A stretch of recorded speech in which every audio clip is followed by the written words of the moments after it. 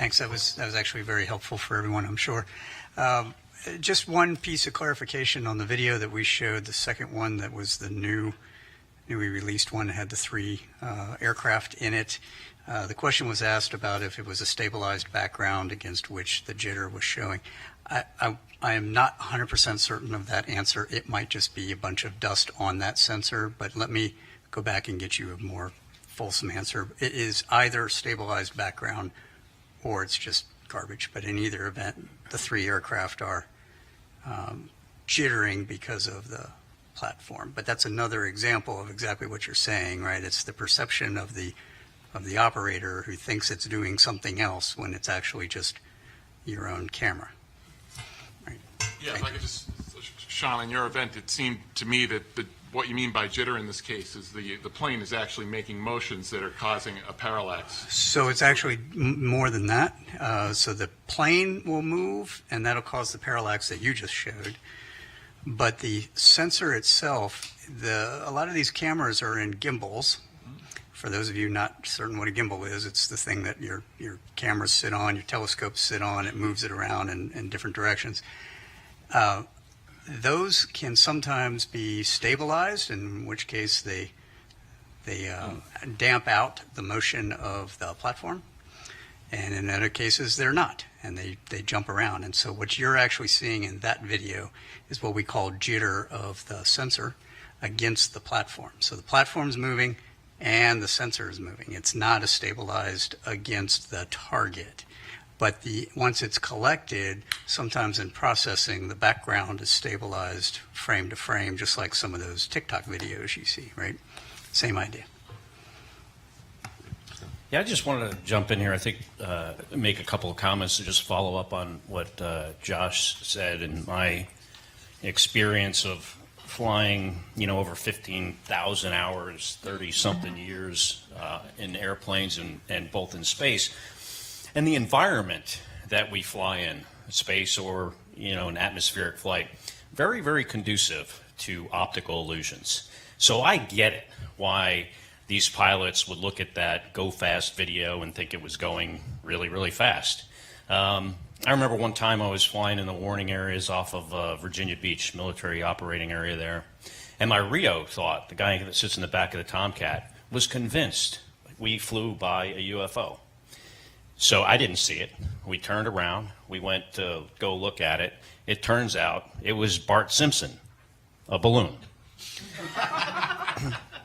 Oftentimes in space, I would see things and I was like, oh, that's really not behaving like it should. It doesn't have the trajectory of a satellite or a planet on the back of the star field. And every single time when I would look at it long enough, I would realize that it was atmospheric lensing. It was the fact that what I was looking at was actually flying behind the atmosphere, and because of variations in the atmosphere, it made the trajectory look like it wasn't going in a straight line. It was going like this, and it would go like that, and it would turn in the other direction. Was always the case. My brother, Mark Kelly, a former NASA astronaut, and also now a U.S. Senator, was with him for dinner last night, and he shared a story with me again that he had shared years ago, but I had kind of forgotten about it, and I think it's worth sharing. And that is when he was the commander of STS-124, I think it was, in 2008, they were getting ready to close the payload bay doors of the space shuttle. And before they do that, you got to make sure nothing interferes with the doors, because if the doors don't close properly, the space shuttle can't re-enter the atmosphere. It would come apart. It's part of the structural integrity of the vehicle. So they see something in the payload bay, and they thought it was a tool, maybe a bolt. They couldn't quite figure it out. They were potentially going to have to go and do a spacewalk to retrieve it. But before they did that, my brother grabbed the camera, they took a picture of it, and when they blew up the picture, they realized that this is not a bolt or a tool in the payload bay. It was actually the International Space Station that was 80 miles away. I mean, that's just a really good example of how this environment we operate in is so conducive to optical illusions. Oftentimes, guys fly into the water. I mean, there are cases where, pilots have rendezvoused on a buoy because they thought that was their wingman, It's just very, very challenging environment to work in, especially at night. And in my experience, the sensors kind of have the same issues as the people's eyeballs.